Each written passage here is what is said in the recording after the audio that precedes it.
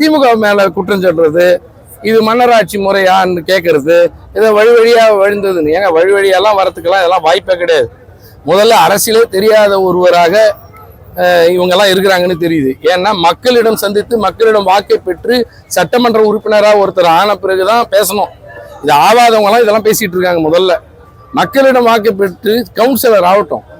முதல்ல இவங்க போய் என்னங்க நான் என்ன கேட்கிறேன், மன்னராட்சி முறைன்னா எப்படி அப்படின்னா இதெல்லாம் முடிச்சு விட்றதுதான் குடியாட்சி இது. அப்ப மக்களை சந்தித்து வாக்கை பெற்று சட்டமன்ற உறுப்பினராக மிக பெரும்பான்மை வாக்கு வித்தியாசத்தில் வெற்றி பெற்றவர்கள் தான் இங்கே ஆட்சி பொறுப்பை ஏற்றிருக்கிறார்கள். நம்மளுடைய மாண்புமிகு முதலமைச்சருடன் இருக்கக்கூடிய அமைச்சர் பெருமக்கள் இருக்காங்க. குறிப்பாக துணை முதலமைச்சர் மிகுந்த எழுச்சியோடு வெற்றி பெற்று படிப்படியாக இந்த பொறுப்புக்கு வந்திருக்கிறார். ஒட்டுமொத்த இந்திய துணை கண்டத்தில் இருக்கக்கூடிய அத்தனை மாநிலமே உற்று நோக்கிற ஒரு இளம் தலைவராக இருக்கிறார். அது அவங்களுக்கு என்னன்னா, இது இப்போ பார்க்குற அரசியலில் ஒரு 50-60 வருஷமா பார்த்தவங்களுக்கு தெரியும். கலைஞரை புதுசாக ஒருத்தர் கட்சி தொடங்கி இருப்பார்.